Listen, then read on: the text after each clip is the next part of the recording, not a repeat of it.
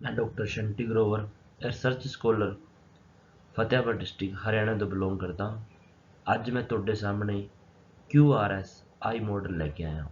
ਜਿਵੇਂ ਕਿ ਤੁਸੀਂ ਸਾਰੇ ਜਾਣਦੇ ਹੋ, ਸਾਡੇ ਦੇਸ਼ ਦੇ ਵਿੱਚ ਬੇਰੁਜ਼ਗਾਰੀ ਦੀ ਸਮੱਸਿਆ, ਆਰਥਿਕ ਵ੍ਰਿद्धੀ ਦਰ ਤੇ ਟਰਾਂਸਪੇਰੈਂਸੀ ਇਨ GST ਦਾ ਜਦੋਂ ਆਪਾਂ ਨਾਅਰਾ ਦਿੱਤਾ ਸੀ ਕਿ ਵਨ ਨੇਸ਼ਨ ਵਨ ਟੈਕਸ, ਉਹ ਟਰਾਂਸਪੇਰੈਂਸੀ ਅਸੀਂ ਦੇਸ਼ ਦੇ ਵਿੱਚ ਲਿਆਉਣ ਦੀ ਕੋਸ਼ਿਸ਼ ਕੀਤੀ, ਪਰ ਉਹ ਟਰਾਂਸਪੇਰੈਂਸੀ ਆ ਨਹੀਂ ਪਾਈ ਹੈਗੀ, ਕਿਉਂਕਿ ਮੇਨ ਜਿਹੜੀ ਸਮੱਸਿਆ ਸੀ ਉੱਥੇ ਦੀ ਉੱਥੇ ਬਣੀ ਹੋਈ ਹੈ। ਇਸ ਮਾਡਲ ਦੁਆਰਾ ਮੈਨੇ ਕੋਸ਼ਿਸ਼ ਕੀਤੀ ਹੈਗੀ ਹੈ ਕਿ ਇੱਕ ਤਾਂ ਦੇਸ਼ ਦੀ ਇਨਕਮ ਨੂੰ ਵਧਾਇਆ ਜਾ ਸਕੇ, ਬੇਰੁਜ਼ਗਾਰੀ ਨੂੰ ਦੂਰ ਕੀਤਾ ਜਾ ਸਕੇ। ਇਹ ਮਾਡਲ ਹੀ ਬੇਸਿਕਲੀ ਇਹ ਹੈ quick response sale and income model, a model of recording sales and GST with the help of customer and banks। ਬੇਰੁਜ਼ਗਾਰੀ ਦੀ ਸਮੱਸਿਆ ਦੂਰ ਹੋ ਸਕੇ। ਦੂਸਰਾ, GST ਦੇ ਵਿੱਚ ਅਸੀਂ ਟਰਾਂਸਪੇਰੈਂਸੀ ਹੋਰ ਲਿਆ ਸਕੀਏ। ਜਿਵੇਂ ਕਿ ਤੁਸੀਂ ਸਾਰੇ ਜਾਣਦੇ ਹੋ, ਸਾਡੇ ਦੇਸ਼ ਦੇ ਵਿੱਚ ਇੱਕ ਸਮੱਸਿਆ ਬਣੀ ਹੋਈ ਹੈ ਕਿ ਪ੍ਰੋਡਕਸ਼ਨ ਤਾਂ ਹੁੰਦਾ ਹੈ, ਸੇਲ ਵੀ ਹੁੰਦੀ ਹੈਗੀ ਹੈ, ਕੰਜ਼ੰਪਸ਼ਨ ਵੀ ਹੁੰਦੀ ਹੈ, ਪਰ ਇਨਕਮ ਨਹੀਂ ਹੁੰਦਾ। ਐਦਾਂ ਕਿਉਂ? ਇਸ ਦੇ ਉੱਪਰ ਵੀ ਆਪਾਂ ਨੈਕਸਟ ਸਲਾਈਡ ਦੇ ਵਿੱਚ ਗੱਲ ਕਰਾਂਗੇ। ਹੁਣ ਪਹਿਲਾਂ QRSI ਦੇ ਮਾਡਲ ਦੇ ਬਾਰੇ ਜਿਹੜੇ ਕੰਪੋਨੈਂਟ ਨੇ ਆਪਾਂ ਉਹ ਡਿਸਕਸ ਕਰਾਂਗੇ ਨੈਕਸਟ ਸਲਾਈਡ 'ਚ। ਇਸ ਮਾਡਲ ਦੇ ਵਿੱਚ 6 ਕੰਪੋਨੈਂਟ ਯੂਜ਼ ਕੀਤੇ ਗਏ ਨੇ। ਪਹਿਲਾ, ਬੈਂਕ। ਸਾਰੇ ਜਾਣਦੇ ਆ ਬੈਂਕ ਦਾ ਕੰਮ ਕੀ ਹੈ, ਪੈਸੇ ਜਮ੍ਹਾਂ ਕਰਵਾਉਣਾ ਤੇ ਪੈਸੇ ਕਢਵਾਉਣਾ। ਦੂਸਰਾ ਕੰਮ ਇਸ ਮਾਡਲ ਦੇ ਵਿੱਚ ਹੈ QR ਕੋਡ ਵਾਊਚਰ, ਜਿਹਨੂੰ ਅਸੀਂ ਸਲਿੱਪ ਵੀ ਬੋਲ ਸਕਦੇ ਹਾਂ। QR ਦਾ ਮੀਨਿੰਗ ਹੈ ਕੁਇਕ ਰਿਸਪੌਂਸ, ਸਕੈਨਿੰਗ ਦੇ ਵਿੱਚ ਕਾਫੀ ਹੈਲਪ ਕਰ ਰਿਹਾ ਆਪਾਂ ਨੂੰ। ਇਹ ਨਵੀਂ ਟੈਕਨੋਲੋਜੀ ਹੈ। ਇੱਥੇ ਬੈਂਕ ਕੋਈ 500 ਰੁਪਏ ਦਾ, ਕੋਈ 100 ਰੁਪਏ ਦਾ, ਕੋਈ 20 ਰੁਪਏ ਦਾ ਫੇਸ ਵੈਲੂ ਵਾਲੀ ਇਹ QR ਕੋਡ ਵਾਊਚਰ ਪ੍ਰੋਵਾਈਡ ਕਰੇਗਾ ਰਿਟੇਲਰ ਨੂੰ। ਇਹ ਫ੍ਰੀ ਆਫ ਕੋਸਟ ਪ੍ਰੋਵਾਈਡ ਕੀਤੇ ਜਾਣਗੇ।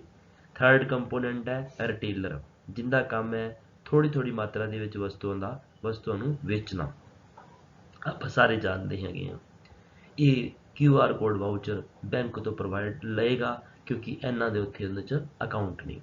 ਚੌਥਾ ਕੰਪੋਨੈਂਟ ਹੈ ਐਗਜ਼ੀਕਿਊਟਿਵ ਰਿਕਾਰਡਰ, ਜਿੰਦਾ ਕੰਮ ਹੋਏਗਾ QR ਕੋਡ ਵਾਊਚਰ ਨੂੰ ਸਕੈਨ ਕਰਨਾ। ਇਹਦੇ ਬਾਰੇ ਆਪਾਂ ਡਿਟੇਲ 'ਚ ਨੈਕਸਟ ਸਲਾਈਡ 'ਚ ਵੀ ਗੱਲ ਕਰਾਂਗੇ। ਇਹ ਐਗਜ਼ੀਕਿਊਟਿਵ ਰਿਕਾਰਡਰ ਸਰਕਾਰ ਦੁਆਰਾ ਅਪਾਇੰਟ ਕੀਤੇ ਜਾਣਗੇ, ਔਰ ਇਹ ਗਲੀ ਮੁਹੱਲੇ, ਸ਼ਹਿਰਾਂ ਦੇ ਵਿੱਚ, ਵਾਰਡ ਦੇ ਵਿੱਚ, ਸਟੇਟ ਲੈਵਲ 'ਤੇ ਇਹ ਐਗਜ਼ੀਕਿਊਟਿਵ ਰਿਕਾਰਡਰ ਅਪਾਇੰਟ ਕੀਤੇ ਜਾਣਗੇ। ਔਰ ਪੰਜਵਾਂ ਕੰਪੋਨੈਂਟ ਆਪਣਾ ਹੈ GST ਅਸਿਸਟੈਂਟ, ਜੋ ਐਗਜ਼ੀਕਿਊਟਿਵ ਰਿਕਾਰਡਰ ਜਦੋਂ ਕੋਈ QR ਕੋਡ ਵਾਊਚਰ ਨੂੰ ਸਕੈਨ ਕਰੇਗਾ ਤਾਂ ਉਹਦੇ ਕੋਲ ਇਨਫੋਰਮੇਸ਼ਨ ਆਏਗੀ, ਸੇਲ ਦਾ ਪੂਰਾ ਰਿਕਾਰਡ ਇਹਦੇ ਕੋਲ ਪਹੁੰਚ ਜਾ ਕਰੇਗਾ। ਔਰ ਛਠਾ ਹੈ ਕਸਟਮਰ, ਜੋ ਆਪਾਂ ਜਾਣਦੇ ਹਾਂ ਕਿ ਕਿੰਗ ਆਫ ਦਾ ਮਾਰਕੀਟ ਹੈ। ਇਹ ਇਸ ਸਾਰੇ ਮਾਡਲ ਦੇ ਵਿੱਚ ਮੇਨ ਰੋਲ ਅਦਾ ਕਰ ਰਿਹਾ ਹੈਗਾ, ਕਿਉਂਕਿ ਜਦੋਂ QR ਕੋਡ ਵਾਊਚਰ ਰਿਟੇਲਰ ਕੋਲ ਜਾਂਦਾ ਹੈ, ਉਹ ਰਿਟੇਲਰ ਤੋਂ ਬਾਅਦ ਕਸਟਮਰ ਕੋਲ ਆਏਗਾ, ਫਿਰ ਇਹ ਪ੍ਰੋਸੈਸ ਹੋਏਗਾ। ਆਪਾਂ ਪੂਰੀ ਡਿਟੇਲ ਦੇ ਵਿੱਚ ਨੈਕਸਟ ਸਲਾਈਡ 'ਚ ਗੱਲ ਕਰਾਂਗੇ। ਹੁਣ ਆਪਾਂ QRSI ਮਾਡਲ ਬਾਰੇ ਵਿਸਤਾਰ 'ਚ ਗੱਲ ਕਰਾਂਗੇ। QRSI ਦਾ ਮੀਨਿੰਗ ਕੀ ਹੈ? Quick response sale and income model, means recording sale through customer, banks and executive। ਇਸ ਮਾਡਲ ਦੀ ਜਿਹੜੀ ਆਪਾਂ ਖਾਸ ਗੱਲ ਕਰਾਂਗੇ, QR ਕੋਡ ਜਿਹੜਾ ਹੈਗੇ ਨੇ ਅੱਜ ਕੱਲ੍ਹ ਤੁਹਾਨੂੰ ਪਤਾ ਹੈ QR ਕੋਡ ਕੁਇਕ ਰਿਸਪੌਂਸ, ਇਹ ਵਾਊਚਰ ਜਾਂ ਸਲਿੱਪ ਬੈਂਕ ਤੋਂ ਫ੍ਰੀ ਆਫ ਕੋਸਟ ਸੈਲਰ ਨੂੰ ਦਿੱਤੇ ਜਾਣਗੇ।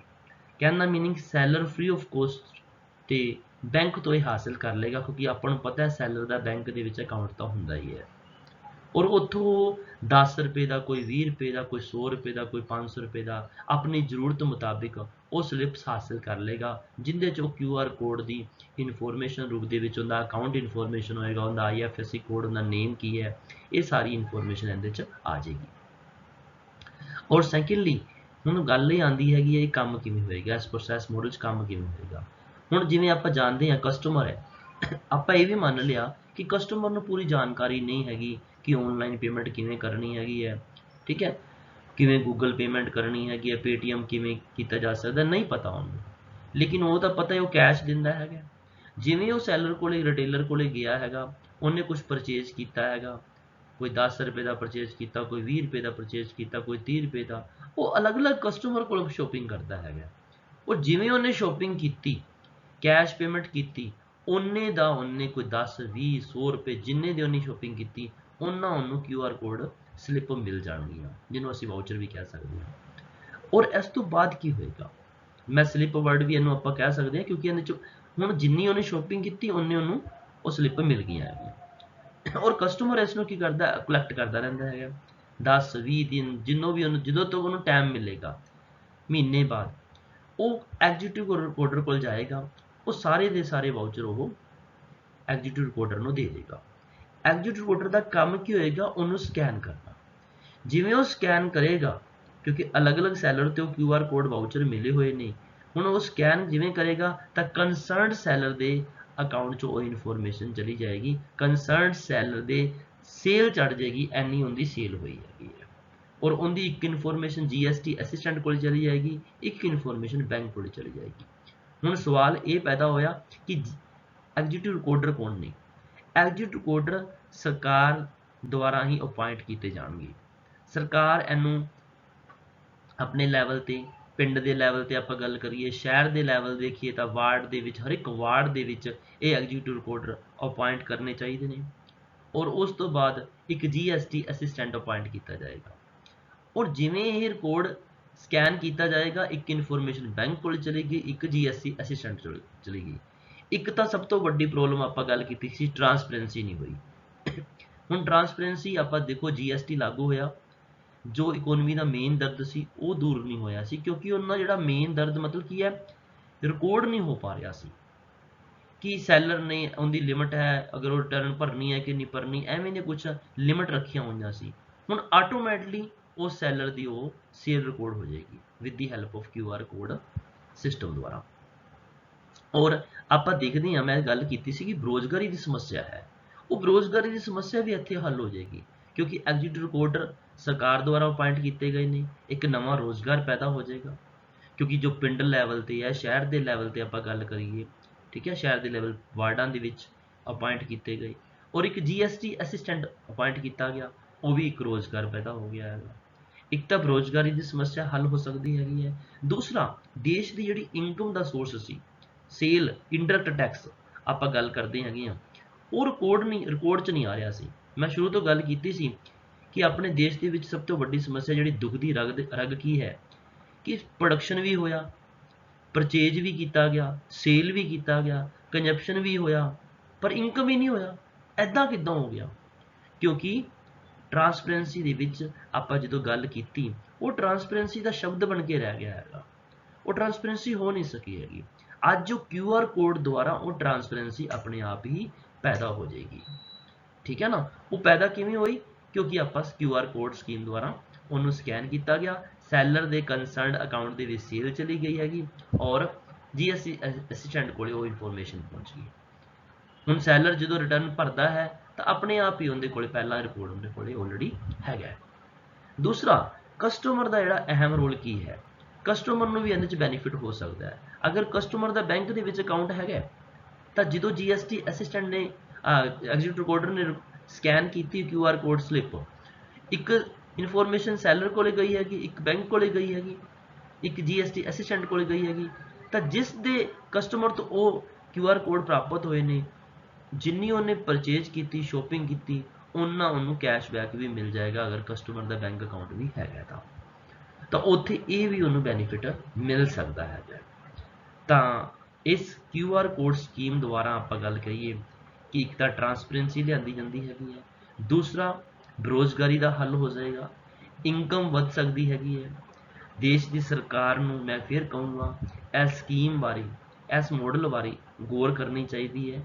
ਅਗਰ ਮੈਂ ਕਿਤੇ ਤੁਹਾਨੂੰ ਸਮਝਾਉਣ ਦੇ ਵਿੱਚ ਕੋਈ ਕਮੀ ਰਹਿ ਗਈ ਹੋਵੇ ਤਾਂ ਮੈਂ ਇਹ ਵੀਡੀਓ ਦੁਬਾਰਾ ਤੋਂ ਵੀ ਬਣਾਊਂਗਾ।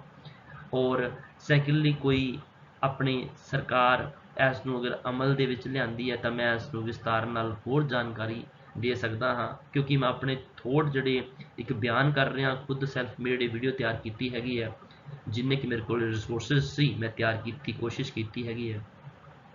ਤਾਂ ਤੁਸੀਂ ਇਸ ਮਾਡਲ ਨੂੰ ਦੇਸ਼ ਦੇ ਵਿੱਚ ਲਾਗੂ ਕਰ ਸਕਦੇ ਹੋ। ਜਿਵੇਂ ਪਿੱਛੇ ਜੇ ਪੰਜਾਬ ਦੀ ਸਰਕਾਰ ਦਾ ਪਤਾ ਚੱਲਿਆ ਕਿ ਬਹੁਤ ਘਾਟਾ ਹੈ, ਮੈਨੂੰ ਵੀ ਲੱਗਿਆ ਕਿ ਮੈਨੂੰ ਕੋਈ ਯੋਗਦਾਨ ਕਰਨਾ ਚਾਹੀਦਾ ਹੈਗਾ। ਸਰਕਾਰ ਦੇ ਅਸੀਂ ਵੀ ਹਿੱਸੇ ਹਾਂ, ਅਸੀਂ ਵੀ ਇੱਕ ਪਾਰਟ ਹੁੰਦਾ, ਸਰਕਾਰ ਜਨਤਾ ਦੀ ਹੈਗੀ ਹੈ। ਤਾਂ ਜਨਤਾ ਦਾ ਇੱਕ ਆਮ ਜਨ ਦੁਆਰਾ ਮੈਂ ਇੱਕ ਕੋਸ਼ਿਸ਼ ਕੀਤੀ ਹੈਗੀ ਕਿ ਨਿਮਾਣੀ ਜੀ ਕੋਸ਼ਿਸ਼ ਹੈ ਇਹ ਮਾਡਲ ਬਣਾ ਕੇ ਕਿ ਸ਼ਾਇਦ ਕੁਝ ਕੰਟਰੀਬਿਊਸ਼ਨ ਮੇਰਾ ਵੀ ਹੋਵੇ ਔਰ ਦੇਸ਼ ਦੀ ਇਨਕਮ ਵਧਾਉਣ ਦੇ ਵਿੱਚ ਅਸੀਂ ਵਾਧਾ ਕਰਵਾ ਸਕੀਏ। ਬੇਰੁਜ਼ਗਾਰੀ ਦਾ ਜਿਹੜਾ ਮੇਨ ਇਸ਼ੂ ਹੈ ਜੋ ਇੱਕ ਨੌਜਵਾਨ ਪੀੜ੍ਹੀ ਨੂੰ ਸਹਿਣ ਕਰਨਾ ਪੈ ਰਿਹਾ ਹੈਗਾ, ਉਸ ਦਾ ਹੱਲ ਕੀਤਾ ਜਾ ਸਕਦਾ ਹੈ।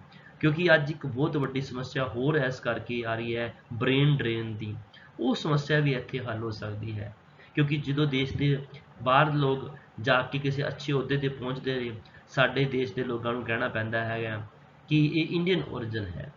ਬੜਾ ਦੁੱਖ ਦਰਦ ਹੁੰਦਾ ਹੈ ਉਸ ਟਾਈਮ 'ਤੇ, ਬਹੁਤ ਦਰਦ ਹੁੰਦਾ ਹੈ ਕਿ ਇੰਡੀਅਨ ਔਰਿਜਨ, ਇਹ ਭਾਰਤੀ ਮੂਲ ਦੇ ਲੋਕ ਨੇ, ਲੇਕਿਨ ਕੀ ਅਸੀਂ ਇੱਥੇ ਨਹੀਂ ਰਹਿ ਸਕੇ ਕਿਉਂਕਿ ਇੱਥੇ ਉਹਨਾਂ ਦੀ ਉਸ ਟਾਈਮ 'ਤੇ ਉਨੀ ਉਹਨਾਂ ਨੂੰ ਵੈਲਿਊ ਨਹੀਂ ਮਿਲ ਪਾਈ।